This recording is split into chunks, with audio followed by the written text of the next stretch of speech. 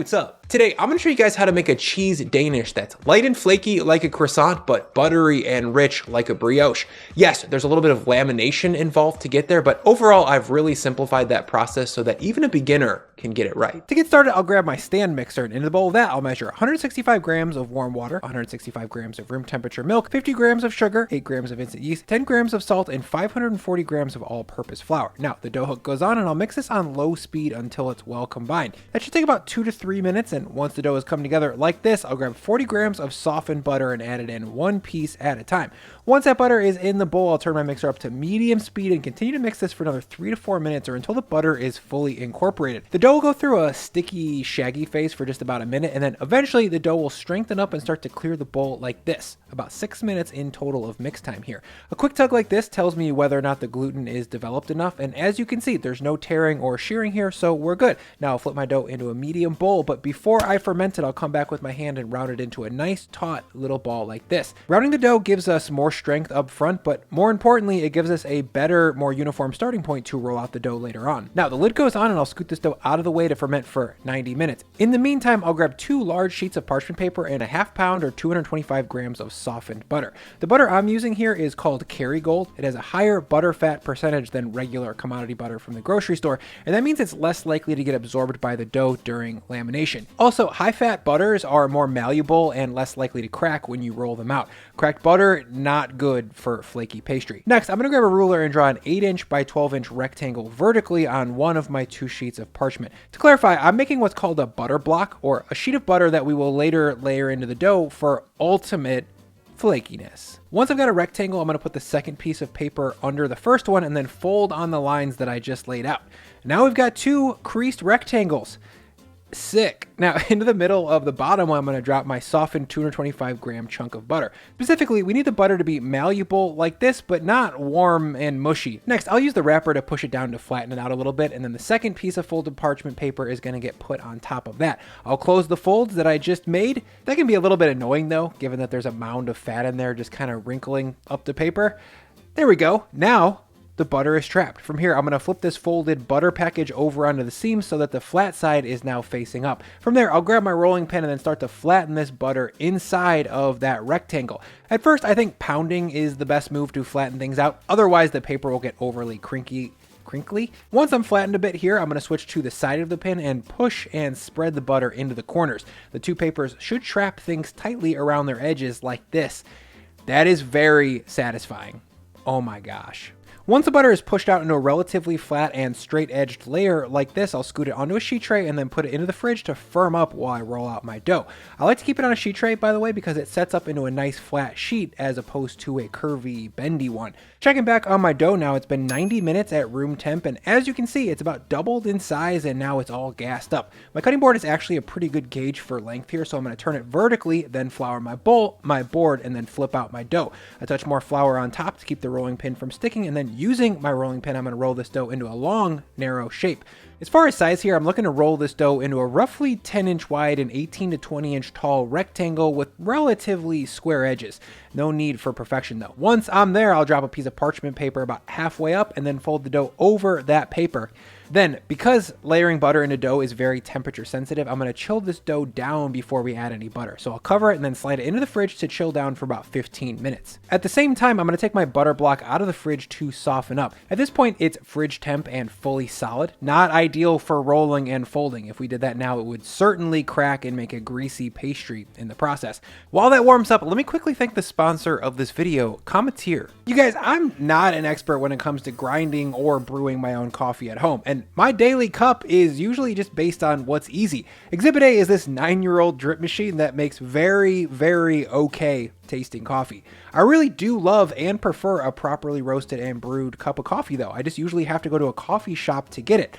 Cometeer is changing that though. They flash freeze super flavorful fresh brewed coffee into these little capsules that they send right to your house. So in theory, any of us can enjoy the ritual of fancy pour over coffee right at home without skills or equipment. I store the boxes right in my freezer, and when I want a cup, it's super easy. Pull one out, open the capsule, drop it in the cup, and then melt it with about 8 ounces of hot water. But you can definitely make it iced too, if that's your thing. Lauren always goes for iced with almond milk.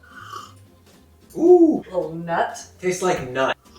Ooh! It's tasty. I want to be caffeine jacked. So if you want to give these tasty frozen little coffee capsules a try for yourself, for a limited time, you can get 30% off your first purchase of Cometeer plus free shipping when you use my link in the description. That's 30% off plus free shipping. I'm very caffeinated now and I've never felt more alive. Thank you, Cometeer. 20 minutes later, this butter block has softened up just enough to be incorporated into the dough. As you can see, it's super malleable and bendy now. If your butter is not this soft, I recommend putting it back in the fridge for about 5 minutes.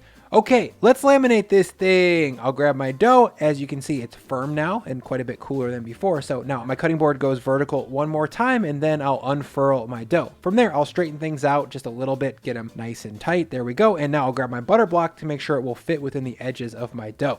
That looks good. So now I'll flip that butter block over so that it's sitting on the bottom 2/3 of this dough sheet. I'll carefully pull out the parchment from there. And now we've got a tidy sheet of beautiful, flavorful butter ready to be laminated. Now, the first lamination here is a little bit of a cheat. I'm going to fold the top third over the middle third and then the bottom third over that. Right away, we've got 2 layers and I didn't have to press the dough or warm it up or work the gluten in any way. All those things make lamination a lot harder process to manage, so that was pretty easy. Next, I'll pinch the open sides shut real quick. I really want to make sure that no butter squeezes out because that's going to make things greasy and pretty hard to move around. I'll turn the dough 90 degrees from here, straighten it one more time, and then hit it with a light dusting of flour again to keep the rolling pin from sticking. Now, using the rolling pin, I'm going to roll this dough out into pretty much the same size sheet that we started with, or roughly 10 inches wide by 18 to 20 inches tall. One thing I want to mention real quick is that when you're laminating dough, you should be gentle with the pressure. The harder you press, the more likely the butter is to fully hydrate with the flour or like integrate whatever fat does with flour. That's not necessarily a bad thing, but if that happens to all of the butter, then we just have very labor intensive brioche at that point. The separate layers of dough, then butter, then dough are what make this pastry flaky, and that flakiness is what makes this particular Danish so special. Once the dough's rolled out, I'm going to turn my board and do what's called a book style fold. This is a super efficient way to multiply your butter layers. To do it, I'll grab the right side and then fold it into the middle. Then I'll grab the left side and do the same thing. From there, I'll fold the whole thing in half at the seam, just like I would to close a book. Now we've got 8 layers, and that's plenty in my opinion for a Danish. You could re-chill this dough and then fold it 2, 3, or even 4 more times to make like exponentially more butter layers, but for Danish, I find that amount of complexity just provides diminishing returns. Now, I feel like this dough is still pretty well chilled, and the gluten hasn't tightened up too much to make it unworkable, so I'm going to flatten it just a little bit more so the last bit of shaping is even easier. Once my sheet is about 12 to 14 inches tall and 8 inches wide like this, I'll scoot it back onto the sheet tray, cover it with a towel, and then load it back into the fridge for about 20 minutes so the gluten can relax and the dough can cool down. 20 minutes later, my dough is fully relaxed, and as a whole, it's cooled down quite a bit to a safe rolling temperature once again. Now, I'm going to roll this into a sheet in 2 stages. I like to start with a little bit of gentle pounding with my rolling pin because I think it's easier to turn slabs of dough into flatter things faster with just this more localized downward pressure.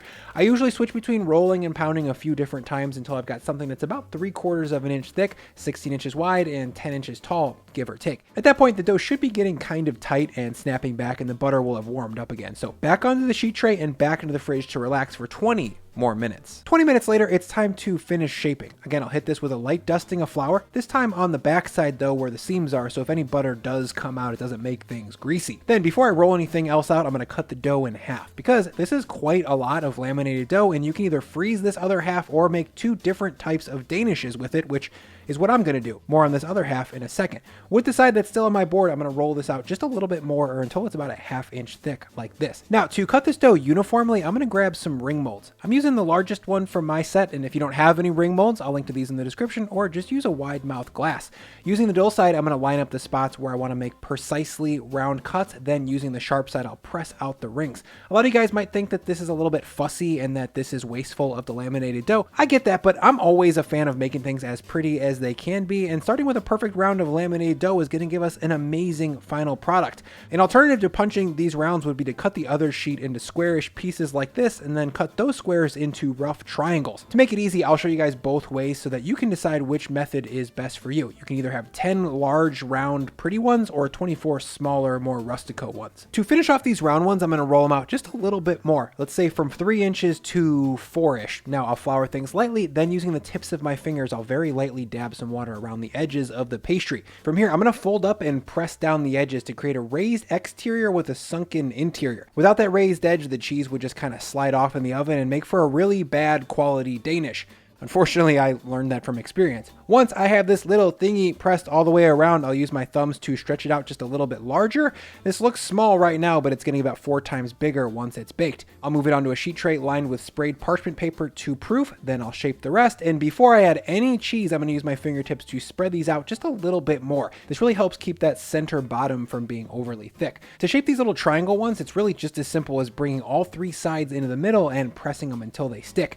Now to cheese these 2 different danishes, I'm going to squeeze in just a few ounces of whipped cream cheese. 2 ounces or so for the big guys and less for the triangles, maybe 1 to 1.5 ounces. To make the cream cheese filling here into the bowl of a stand mixer, I combine 75 grams of powdered sugar, 2 yolks from eggs, 5 grams of salt, 5 grams of vanilla, and 450 grams or 1 pound of softened cream cheese. The paddle goes on and I'll spin this up for about a minute to 2 minutes depending on how tempered your cream cheese was. I like to whip it until there's no longer any significant lumps in there, like this. That little bit of yolk in there really helps set the cheese in the middle of these danishes, and it creates an almost souffle effect that I really love. One last touch on the large round danishes cheese is to smush it down a little bit with wet fingertips so that it's touching the pastry all the way around. This helps it spread more evenly in the oven and helps it integrate more fully with the final product. And there we go, a beautiful little handmade Dani. The triangles don't look so bad either. Now I'll cover this sheet tray with another sheet tray and let them rise here on the counter for 90 minutes. 90 minutes later, these danishes have risen by about 60 to 75%. They're all gassed up around the edges and they're looking quite a bit larger. To gild the lily on the large round ones, I'm gonna add a large dollop of high acid fruit jam. In this case, I'm using a mixed berry version that is mostly just raspberries and blackberries, but I say go wild. Use whatever jam you like as long as it's not overly sweet and has a little bit of acidity to it. Lastly, before baking, everything is gonna get an egg wash. That's simply 1 egg with a splash of milk. That little bit of extra milk sugar brings just a touch more depth of caramelization to the outside. Okay, once everything's all moistened up with egg wash, I'll load both trays into a 425F 220C oven to bake for 16 to 20 minutes. All I have to say on bake time here is BID, you guys. Bake it dark. After 18 minutes, these danishes are ready to pull out. At first, you'll see the jam and cheese are all puffed up from the egg, and that looks kind of weird, but that will deflate and it's going to look awesome. 15 minutes later, as you can see, it does. That jam and cheese have kind of melted together into one thing inside the middle of the pastry. The outside crust is shiny and dark golden brown, and it just looks so flaky, especially on these little triangle joints over here. Oh my. They basically look like a croissant with all those layers too, but with a little salty, sweet cheese hat sitting on top. Now, the last step here is purely optional, but I'm going to hit this with a little bit of icing. That's essentially 500 grams of powdered sugar with 30 grams of milk and the zest of half of a lemon. Feel free to leave that out if you're not really into the sweetness of it. Personally, I kind of think it ties the whole Danish room together. You guys, look at this thing. I think it's pretty obvious that this thing slaps pretty freaking hard. If you're worried about the lamination step, don't be. It's not that hard. The payoff is so worth it. This thing is fruity, it's flaky, it's buttery, it's crispy, it's soft, and just a little bit sweet. And oh yeah, it's cheesy. I really hope you try it soon. Let's eat this thing.